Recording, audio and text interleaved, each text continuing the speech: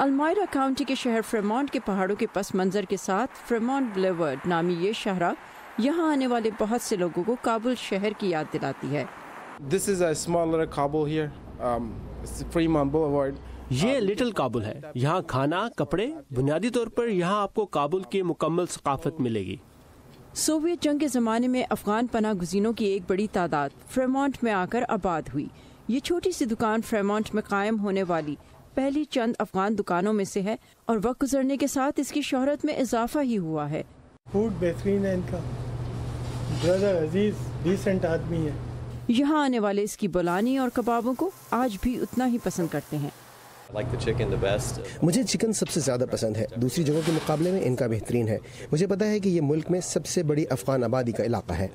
قریب ہی واقع دی افغانان ریسٹورانٹ آنے والے روایتی کھانوں کے ذائقے کے ساتھ افغان ثقافت کے دوسرے رنگوں سے بھی متعارف ہوتے ہیں، جیسے یہ 200 سال پرانا دروازہ جو خاص طور سے افغانستان سے لایا گیا ہے.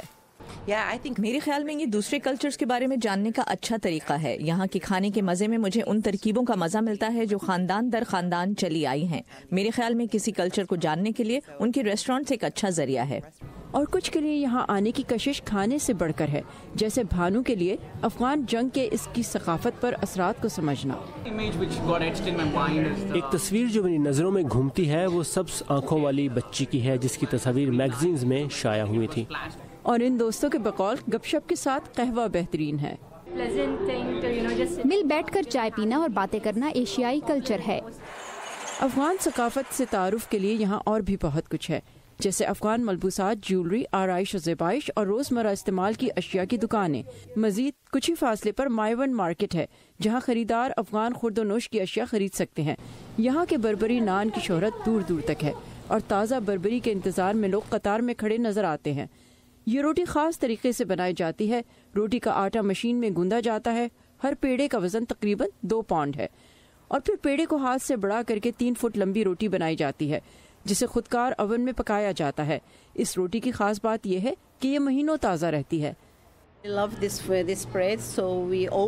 ہمیں یہ روٹی بہت پسند ہے. ایسا لگتا ہے جیسے گھر کی بنی ہو. اس کی بناوٹ اور مزہ بھی ایسا ہے کہ ہم نے کہیں اور نہیں کھایا. ہمیں ان کی مٹھائیاں اور مسالے بھی بہت پسند ہیں. فریمونٹ شہر میں افغان پناہ گزینوں کی کامیابیوں کی بہت سی کہانیاں عام ہیں. ان میں ٹیکنالوجی میں نام کمانے والے بھی ہیں اور عالمی شہرت یافتہ کائٹ رنر کے مصنف خالد حسینی جیسی شخصیات بھی. لیکن یہاں کی افغان کمیونٹی کو ان کامیاب افغان شخصیات سے شکایت ہے.